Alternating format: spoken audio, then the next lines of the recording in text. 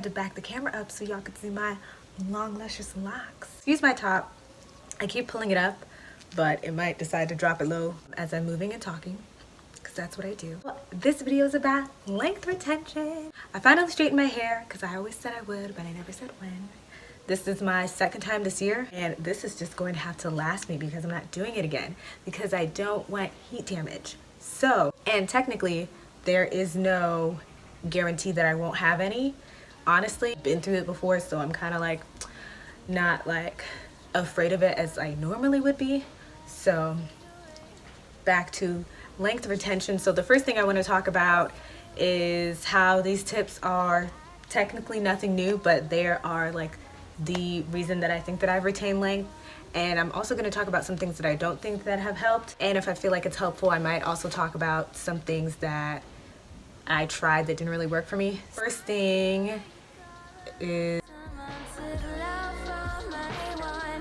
being gentle with your hair in general. So just techniques. I don't use combs or brushes like you all know. I don't think you've ever seen me use any like manual tools unless I was blow drying my hair, and I was so gentle. Like, you don't want to have any tension in your wrist. You really just want to be able to act like it's your fingers and be able to feel those knots with the comb or the brush that you're using. But I definitely don't think if you're manipulating your natural texture majority of the time, you don't need combs or brushes. You're going to see so much less shedding. You can just pull the knots apart yourself.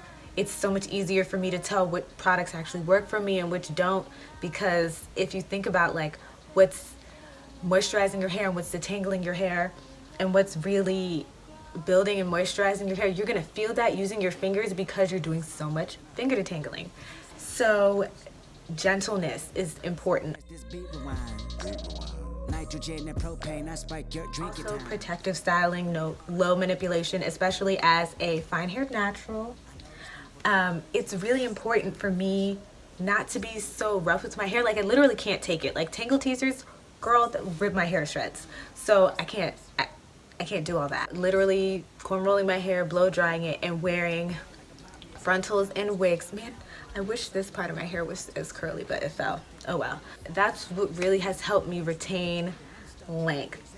I think heat helps, like less heat helps, but I'm always putting some type of heat on my hair, and a lot of the times when I'm washing my hair every 2 weeks or 3 weeks or whatever to redo my cornrows for my wigs, I'm not always thinking about, am I putting heat protectant on my hair as I'm blow drying? Because if I'm not flat ironing, I'm not really thinking about heat protection.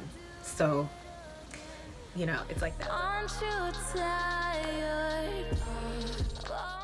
I do make sure to deep condition every single time that I wash. I don't care if it is the Aussie 3-minute moist or I'm using like an actual deep conditioner. Majority of the time I'm not getting out the shower, so it just, however long it takes me to wash my body, then that's how long I'll deep condition for. But I think it's important just to instill those levels of moisture in your hair, and maintaining the consistent level of moisture is what is going to not grow your hair, but it's going to make sure that the hair that you do have is strong, because it's not about quantity, it's about quality. Yes. So you want to make sure that you don't have a head full of splits, a head full of dry damaged hair. Like, I have a thing, I deep condition so often, every time I wash. I don't know how often that is for you, it just depends on how you wash, because I'm afraid of dry hair, because to me dry hair means breakage.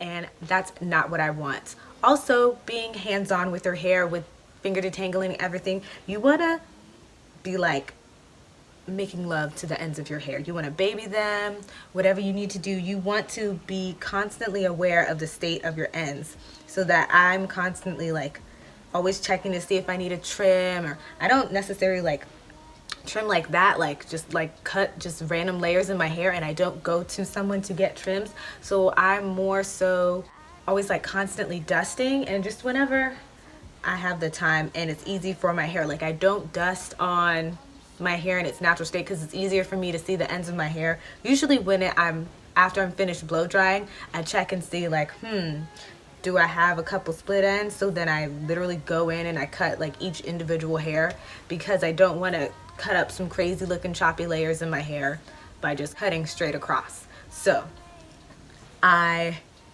make sure that my ends are like always on point, because this most recent time that I flat ironed and the last time that I flat ironed, like maybe 6 months ago, I didn't really need a trim. Like my hair was not like dying, and I was so proud of that. That's the point that I wanted to get to, and I never really thought it would happen. You know, some people say like it's unrealistic to not have single strand knots, and I'm not saying I don't have single strand knots, and I'm not saying that I don't get split ends, but my hair is better for it because I'm getting rid of them, because what you're doing is just creating a breeding ground for unhealthy, damaged, weak hair by just letting it sit like that. You know how some people say, well, oh, I want my hair to grow to a certain length, so I'm just not gonna cut it. Cut it if it needs cutting. There was a video of the guy that owns Hair Rules. His name is Dickie, and it's like an old Taryn video, and he explains why trims are important on a schedule. And so that's a really good video to reference. If I think about it, I will link it below. You said that we're equal, but I know you're beyond gas and that I'm beyond desperate. What are some other things that I really think are important? Hair vitamins for me weren't that big of a deal. I mean, I have some, like I have Hairfinity and I have the Main Choice ones. I think they're good. Like they definitely help, because after a couple days your scalp will just like start tingling and it's just like really crazy. So I do think that my hair grew a lot, but I don't like taking those big horse pills unless they're like actually for my health. And I never really remember to take them. They don't smell the greatest. And I just have my regular women's 1-a-day gummy vitamins and those hair, skin, and nails.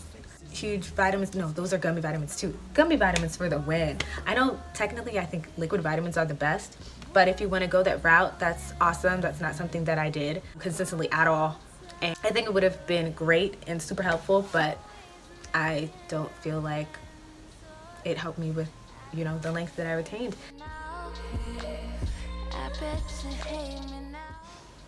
I would say get a haircut if you need a haircut, because I wouldn't call it a setback, but I just really chopped my hair like 2 years ago, and it was super short, like super short.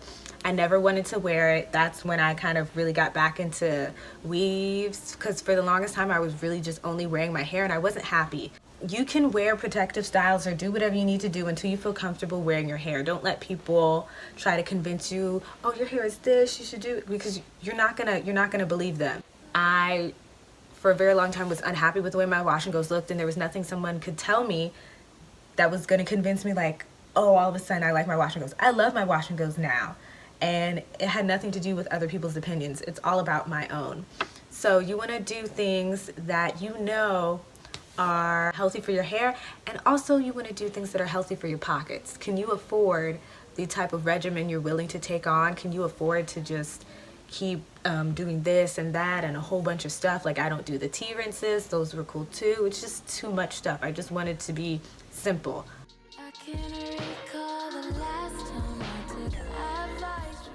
Finger detangle, blow dry my hair, put it in cornrows, and, you know, pay attention to the ends of my hair. You know, that's it. Deep condition. Like, I'm not doing anything else super crazy. I don't color my hair. I don't put henna in my hair. I used to be like a super henna head, but I watched one video of a actual hairstylist, and she was talking about how, and I think it was her words, she said something like henna is like crystal meth for hair, that you have to continue using it. The reason I fell out of love with henna, because I felt like it was just like relaxing. I was just like, you have to be on a schedule and this and this and that. I just really didn't like it. I didn't like also that I wouldn't have the option to color my hair in the future, which I'll probably never color my hair, especially the way I was experimenting with the blonde. Honey, I would melt all my hair off.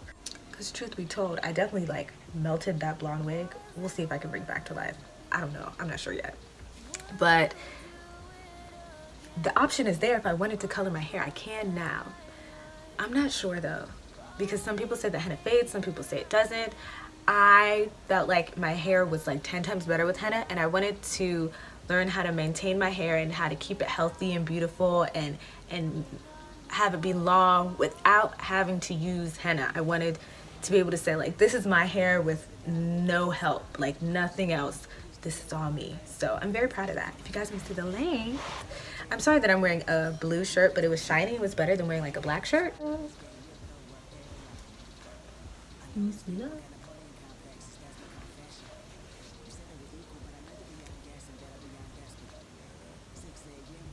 So I have one long, super long piece.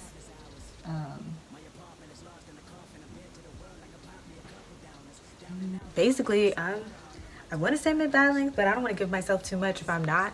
Way past bra strap length. Your hair milestones, you're kind of like, did I make it? Did I not make it? It's really funny.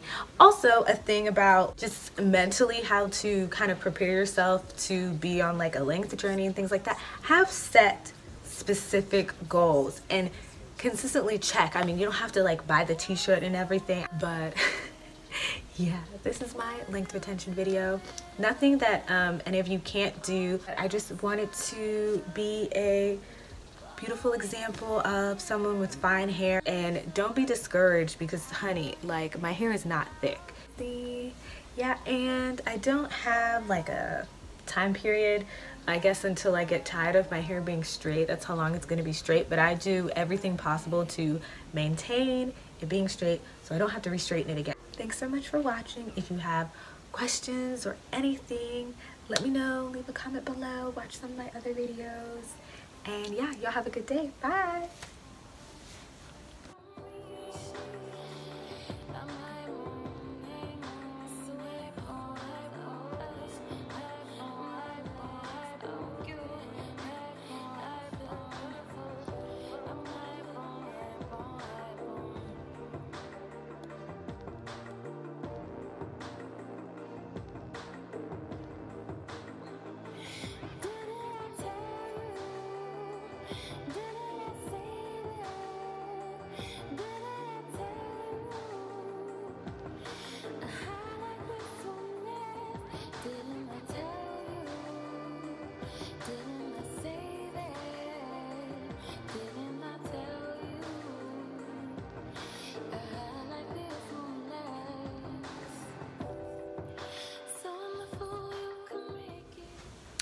Does anybody else's Fenty kind of like not match them anymore? Because I went on vacation like last week and I am like tan. You see it? Yeah, see, that was my color. See, this is like 420 now. I'm not that color anymore, so I have to really finesse my makeup these days. But I'm not giving up the Fenty. I just also don't feel like buying another bottle, even though technically I'm like halfway through the one that I have. Oh well.